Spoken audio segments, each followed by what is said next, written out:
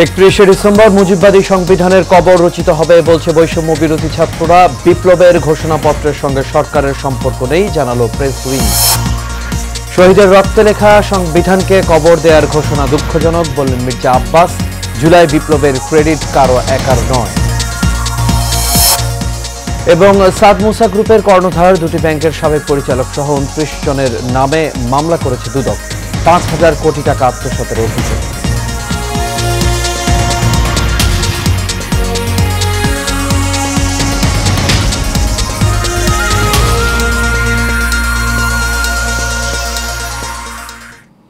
সবাইকে স্বাগত Asian prime নিউজে। দর্শক, পুরো সংবাদ জুড়ে আপনাদের সঙ্গে আছি আমি আনোয়ার রাজ। এতক্ষণ শুনছিলেন বিআরবি কেবল ইন্ডাস্ট্রিজ লিমিটেড সংবাদ শিরোনাম। এবার চলে যাচ্ছি পুরো খবরে।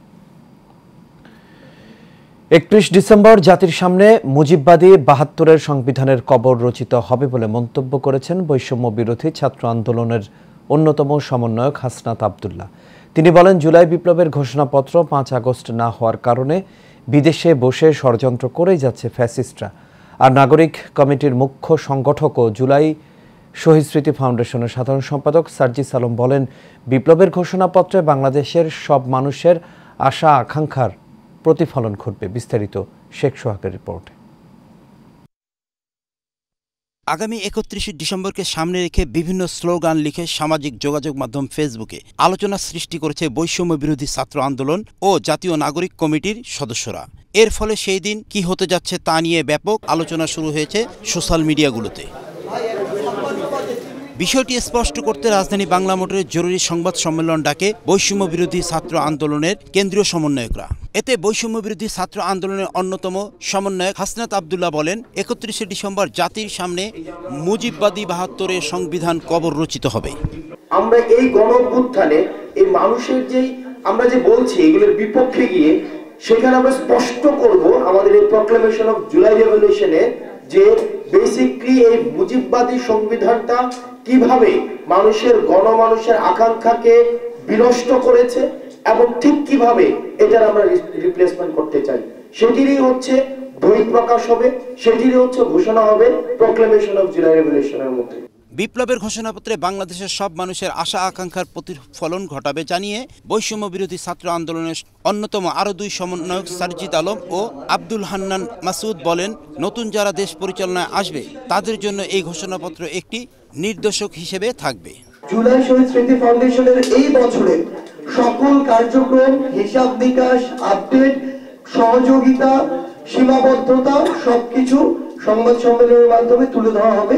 সেখানে দাঁড়িয়ে আওয়ামী লীগ ফ্যাসিস্ট হাসিনাকে এবং তার নেতৃত্বকে যেভাবে এখান থেকে তারা নিষিদ্ধ ঘোষিত করছে, সেখানে এসে তারা আওয়ামী লীগকে অপ্রাসঙ্গিক ঘোষণা করবে বাংলাদেশের মাটি থেকে। শহীদ পরিবারের লোকজন ছাড়াও সব রাজনৈতিক দল ও গণ অভ্যুত্থানের পক্ষে সব শ্রেণী পেশার মানুষ 31শে ডিসেম্বর শহীদ মিনারে জড়ো হবে বলে জানান তারা। শহীদ পরিবারের লোকজন ছাড়াও সব ধরনের রাজনৈতিক দল ও গণ অভ্যুত্থানের পক্ষে সব শ্রেণী পেশার মানুষ 31শে ডিসেম্বর শহীদ মিনারে জড়ো হবে বলে জানান তারা। শেখ সোহাগ, এশিয়ান টেলিভিশন, ঢাকা। ছাত্র জনতার অভ্যুত্থানকে সমুন্নত রাখতে জুলাই বিপ্লবের ঘোষণাপত্র প্রকাশ করবে বৈষম্য বিরোধী ছাত্র আন্দোলন। আগামী 31 ডিসেম্বর কেন্দ্রীয় শহীদ মিনারে এই ঘোষণা দেয়া হবে। তবে এর সঙ্গে সরকারের কোনো সম্পৃক্ততা নেই বলে জানিয়েছেন প্রধান উপদেষ্টার প্রেস সচিব শফিকুল আলম। রোববার বিকেলে প্রধান উপদেষ্টার সরকারি বাসভবন যমুনার সামনে এক ব্রিফিংয়ে তিনি এসব কথা জানান। এ সময় তিনি বলেন, এটা একটা প্রাইভেট ইনিশিয়েটিভ, আমরা প্রাইভেট ইনিশিয়েটিভ হিসেবে দেখছি, এটাতে সরকারের কোনো সম্পৃক্ততা নেই। বিএনপির স্থায়ী কমিটির সদস্য মির্জা আব্বাস বলেছেন, ছাত্ররা এককভাবে জুলাই আগস্টের আন্দোলনের ক্রেডিট নিতে চায়, এটা ঠিক না। শহীদের রক্তের ওপর দিয়ে লেখা সংবিধানকে যখন কবর দেওয়ার কথা বলা হয় তখন কষ্ট লাগে। রোববার ঢাকা মহানগর দক্ষিণ বিএনপির নবনির্বাচিত আহ্বায়ক কমিটির নেতৃবৃন্দের আয়োজিত এক মতবিনিময় সভায় উপস্থিত হয়ে তিনি এসব কথা জানান। এ সময় তিনি আরও জানান, এই ধরনের কথা কিন্তু ফ্যাসিবাদীদের মুখ থেকে আসে, মেরে ফেলবো, কেটে ফেলবো। তিনি আরও জানান, সংস্কার করার কথা সংস্কার করেন, যতটুকু লাগে করেন, তারপর নির্দিষ্ট সময়ে নির্বাচন দেন। তিনি আরও জানান, নির্বাচন দিলে বিএনপি ক্ষমতায় আসবে এটা ভাবে দেশের মানুষ। বিভিন্ন রাজনৈতিক দলও এটা ভাবে, তবে বিএনপি ভাবে না। কেউ যদি ভাবে পুরো বাংলাদেশ তাদের পাশে আছে তাই বলে যা খুশি তাই করবেন, সেটা ভালো হবে না। খবর দিয়ে দেব, মেরে ফেলবো, কেড়ে ফেলবো, এসব কথা তো ভালো কথা নয়। জাতিকে আজকে জাতি তাকিয়ে আছে আপনাদের দিকে, আমরাও তাকিয়ে আসছি তোমাদের মুখ থেকে এই ধরনের কথা আমরা আশা করি না। সাদ মুসা গ্রুপের কর্ণধার ও South Bangla Agriculture and Commerce Bank লিমিটেডের সাবেক পরিচালক মোহাম্মদ মহসিন এবং ন্যাশনাল ব্যাংক লিমিটেডের সাবেক ব্যবস্থাপনা পরিচালক AFM শরীফুল ইসলাম সহ 29 জনের নামে মামলা করেছে দুদক। রোববার দুদকের মহাপরিচালক মোহাম্মদ আক্তার হোসেন সাংবাদিকদের এ বিষয়টি নিশ্চিত করেছেন। নামে বেনামে কোম্পানি খুলে বিভিন্ন অনিয়ম, দুর্নীতি, জালিয়াতির মাধ্যমে 5,000 কোটি টাকা আত্মসাতের অভিযোগে এই মামলা হয়েছে। ওয়ালিদ সিদ্দিকীর রিপোর্টে দেখুন বিস্তারিত। নামে বেনামে কোম্পানি খুলে কাগজি বিলের মাধ্যমে ব্যাংক ও আর্থিক প্রতিষ্ঠান থেকে 5,000 কোটি টাকা ঋণ নিয়ে অর্থ আত্মসাতের অভিযোগ উঠেছে সাদ মুসা গ্রুপের বিরুদ্ধে। এই ঘটনায় সাদ মুসা গ্রুপের কর্ণধার ও সাউথ বাংলা ব্যাংকের সাবেক পরিচালক মোহাম্মদ মহসিন, মেরিডিয়ান ফাইন্যান্স লিমিটেডের পরিচালক শামিমা নার্গিস সহ 28 জনের বিরুদ্ধে মামলা দায়ের করেছে দুর্নীতি দমন কমিশন।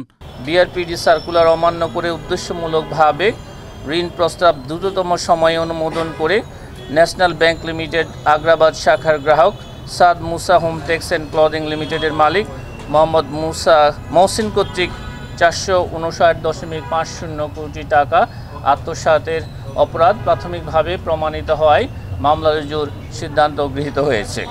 শাহজালাল আন্তর্জাতিক বিমানবন্দরের 3য় টার্মিনালের প্রাক্কালিত ব্যয় 7,000 কোটি থেকে 22,000 কোটিতে বাড়ানো সহ অন্তত 3টি ক্ষেত্রে অর্থ লোপাটের ঘটনায় এই প্রকল্পের পরিচালক AK মাকসুদুল ইসলামের বিরুদ্ধে দুদকের অনুসন্ধান শুরু করেছে। অভিযোগ সংশ্লিষ্ট জনাব AK মাকসুদুল ইসলাম, প্রকল্প পরিচালক, শাহজালাল আন্তর্জাতিক বিমানবন্দর 3rd টার্মিনাল প্রকল্প, ঢাকা ও অন্যান্যদের বিরুদ্ধে ক্ষমতার অপব্যবহার, ব্যাপক অনিয়ম, দুর্নীতি ও জাল জালিয়াতির মাধ্যমে 7,000 কোটি টাকার প্রাক্কলিত প্রকল্পের ব্যয় 22,000 কোটি টাকা বৃদ্ধি করা, বিভিন্ন সরঞ্জামাদি স্থানীয়ভাবে ক্রয় করে বিদেশ হইতে ক্রয় দেখিয়ে অর্থ হাতিয়ে নেয়া অভিযোগের বিষয়ে অনুসন্ধানের সিদ্ধান্ত গৃহীত হয়েছে। প্রায় 21,000 কোটি টাকার ডেমো ট্রেন প্রকল্প সহ রেলের 7টি প্রকল্পের দুর্নীতি অনুসন্ধানে রেল ভবনেও অভিযান চালিয়েছে দুদক। লোকোমোটিভ ইঞ্জিন ক্রয়, ডেমো ট্রেন ক্রয় সহ অতিরিক্ত ব্যয় ব্যবস্থাপনা এবং আরও কয়েকটা যে স্থানীয় প্রকল্প আছে, মোট 7টা প্রজেক্ট নিয়ে আমরা একটা পত্রিকা নিউজের প্রেক্ষিতে আমরা অভিযানে আসছি। ফ্যাসিস্ট সরকার প্রধান শেখ হাসিনা ও PK হালদার সহ যারা মানি লন্ডারিংয়ে জড়িত তাদের ফিরিয়ে আনার প্রক্রিয়াও চলছে বলে জানান দুদকের মুখপাত্র। ফৌজদারি কার্যবিধিতে যেভাবে নির্দেশনাগুলো আছে আমরা ফৌজদারি কার্যবিধি অনুসরণ করে এবং প্রাসঙ্গিক যে আইনানুগ ব্যবস্থা নেওয়ার বিষয়গুলো আছে সেগুলো অনুসরণ করে যত ধরনের আইনানুগভাবে যা যা করা সব কিছুই করা হবে। Walid Siddiqui, Asian television, Dhaka. শৃঙ্খলা ভঙ্গের দায়ে এশিয়ান টেলিভিশনের রিপোর্টার মোহাম্মদ এনামুল হককে স্থায়ীভাবে অব্যাহতি দেওয়া হয়েছে। হযরত শাহজালাল আন্তর্জাতিক বিমানবন্দরে দায়িত্বরত অবস্থায় দৈনিক কালবেলা পত্রিকার সংবাদকর্মী মাহিনের সাথে অপ্রীতিকর ঘটনাকে কেন্দ্র করে এই সিদ্ধান্ত নেয় এশিয়ান টেলিভিশন কর্তৃপক্ষ। প্রথমে সাময়িক অব্যাহতি দিলেও পরে ঘটনা তদন্তে এনামুল হকের বিরুদ্ধে অভিযোগের সত্যতা নিশ্চিত হওয়ার পর এশিয়ান টেলিভিশনের তদন্ত কমিটি এনামুল হককে স্থায়ীভাবে অব্যাহতি প্রদান করেছে। দীর্ঘ 1 যুগেরও বেশি সময় ধরে এশিয়ান টেলিভিশন বস্তুনিষ্ঠ সংবাদ ও অনুষ্ঠান প্রচার করে আসছে। যে কোনো ধরনের অনিয়মের বিষয়ে এই প্রতিষ্ঠান বদ্ধপরিকর। ঢাকাসহ সারা দেশের বিভাগীয় ও জেলা পর্যায়ে কেউ এশিয়ান টেলিভিশনের পরিচয় ব্যবহার করে কোনো অনিয়মের আশ্রয় নিলে বা অপেশাদার আচরণ করলে তার বিরুদ্ধে কঠোর ব্যবস্থা নেওয়ার ঘোষণা দিয়েছে কর্তৃপক্ষ।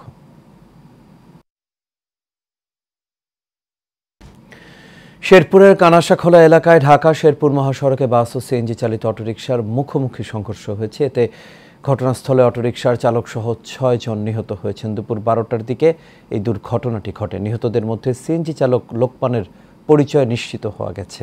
তার বাড়ি শেরপুর জেলা সদরের ভাতশালায়। ঘটনাস্থলে থাকা শেরপুর সদর থানার ভারপ্রাপ্ত কর্মকর্তা জুবায়ের আলম জানান, রৌমারী থেকে ঢাকাগামী রিফাত পরিবহন নামে একটি বাসের সঙ্গে শেরপুরগামী একটি সিএনজি চালিত অটোরিকশার মুখোমুখি সংঘর্ষ ঘটে। ঘটনার পরপরই স্থানীয়রা মহাসড়ক অবরোধ করেন। এ সময় পুলিশ ও সেনাবাহিনীর সদস্য ঘটনাস্থলে এসে পরিস্থিতি নিয়ন্ত্রণে নেয়। এরপর যান চলাচল আবারও শুরু হয়।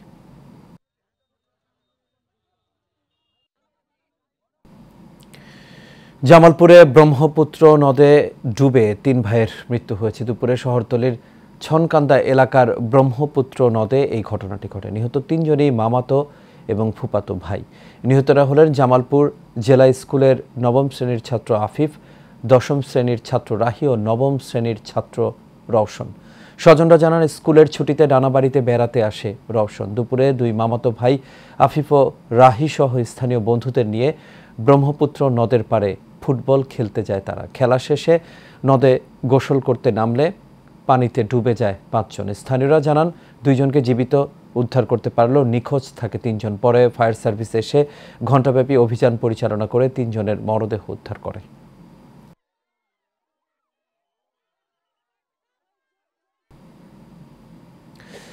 ঢাকা চট্টগ্রাম মহাসড়কের মেঘনা টোল প্লাজা এলাকায় অ্যাম্বুলেন্স ও সিএনজির মুখোমুখি সংঘর্ষে এক নারীর মৃত্যু হয়েছে।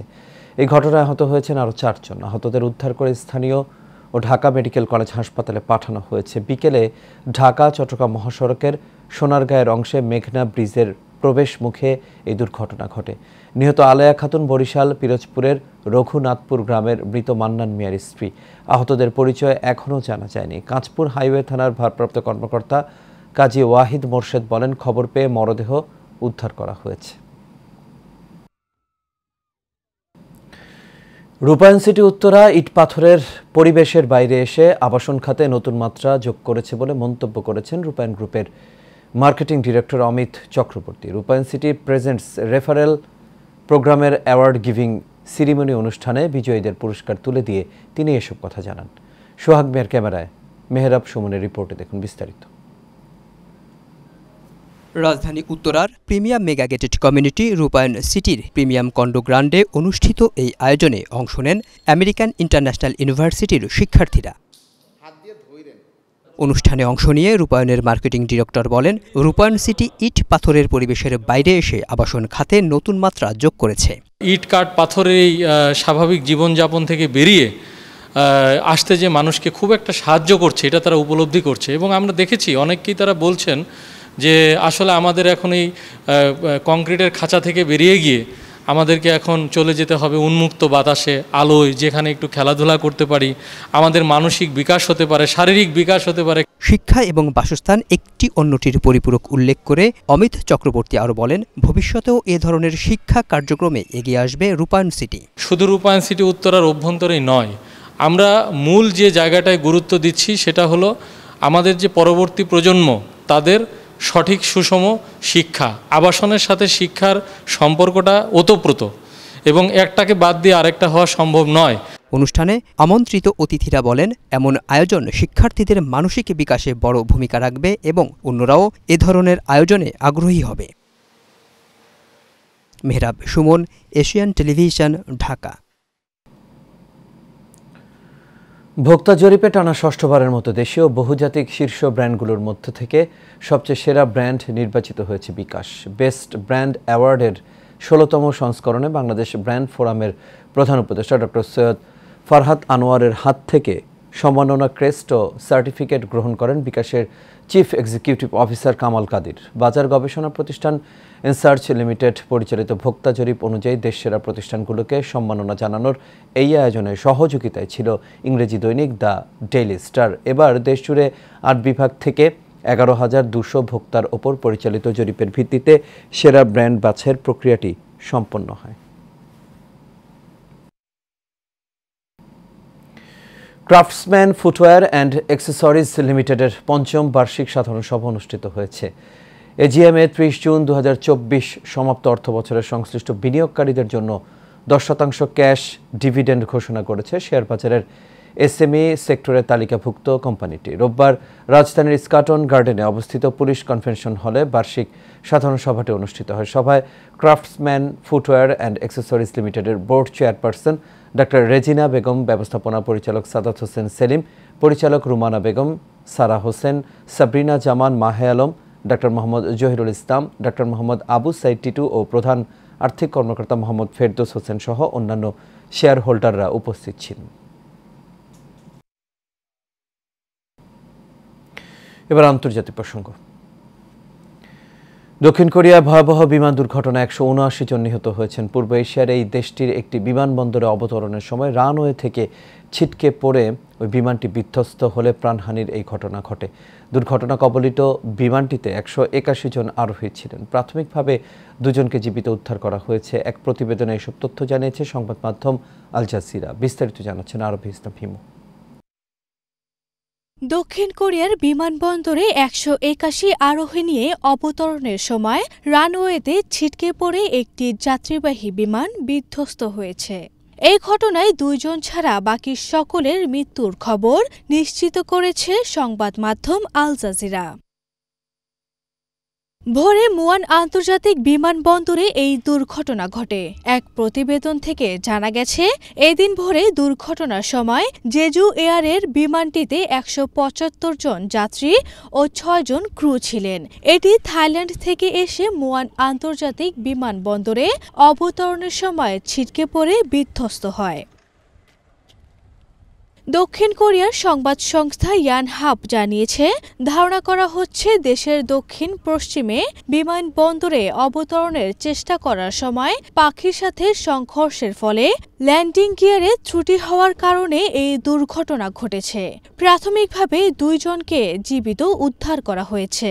এই ঘটনার ছড়িয়ে পড়া ভিডিওতে দেখা গেছে, বিধ্বস্ত বিমানটির পেছনের অংশে উদ্ধার কাজ করে যাচ্ছে কর্তৃপক্ষ। বিমানটির বিভিন্ন অংশে আগুন লাগতে ও ধোঁয়া বের হতেও দেখা যায়। দক্ষিণ কোরিয়ার ভারপ্রাপ্ত প্রেসিডেন্ট চোই সাং মকেন দপ্তর জানিয়েছে, প্রেসিডেন্ট যথাযথভাবে উদ্ধার কার্যক্রম পরিচালনার নির্দেশ দিয়েছেন। আরবি ইসলাম হিমু, এশিয়ান টেলিভিশন।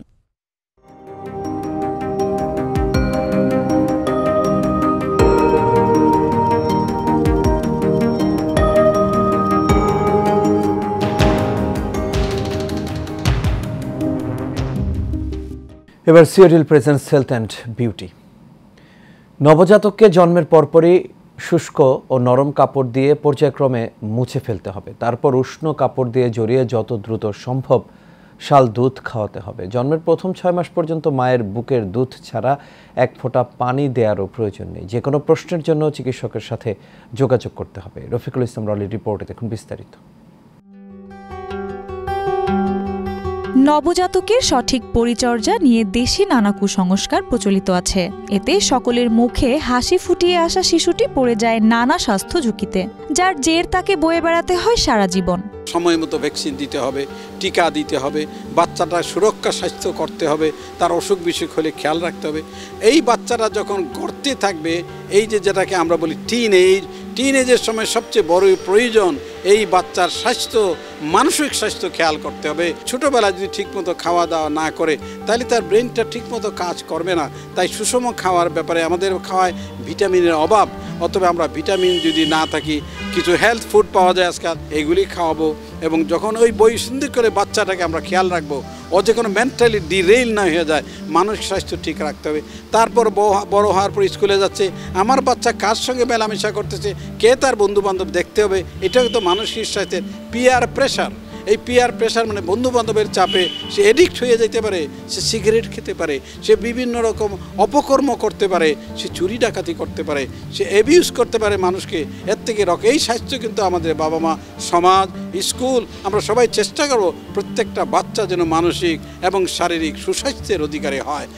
জন্মের সাথে সাথে শিশুকে শাল দুধ খাওয়াতে হবে। মনে রাখতে হবে, জন্মের পর থেকে প্রথম 6 মাস পর্যন্ত মায়ের বুকের দুধ ছাড়া 1 ফোঁটা পানি দেওয়ারও প্রয়োজন নেই, কারণ শাল দুধেই প্রয়োজনীয় সকল পুষ্টি উপাদান থাকে।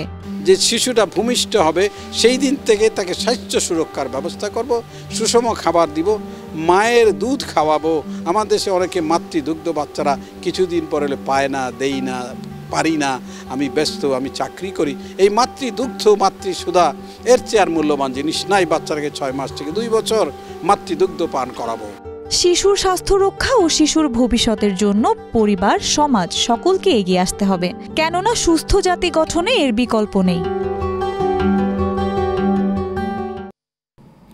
আর এর সাথে শেষ করবে এশিয়ান প্রাইম নিউজ। তবে যাবার আগে বিআরবি কেবল ইন্ডাস্ট্রিজ লিমিটেড সংবাদ শিরোনামগুলো দেখে নেবে দর্শক। আরও 31শে ডিসেম্বর মুজিববাদী সংবিধানের কবর রচিত হবে বলছে বৈষম্য বিরোধী ছাত্ররা। বিপ্লবের ঘোষণাপত্রের সঙ্গে সরকারের সম্পর্ক নেই জানালো প্রেস উইং। শহীদের রক্তে লেখা সংবিধানকে কবর দেওয়ার ঘোষণা দুঃখজনক বললেন মির্জা আব্বাস। জুলাই বিপ্লবের ক্রেডিট কারো একার নয়। এবং সাদ মুসা গ্রুপের কর্ণধার দুটি ব্যাংকের সাবেক পরিচালক সহ 29 জনের নামে মামলা করেছে দুদক। 5,000 কোটি টাকা আত্মসাতের অভিযোগ।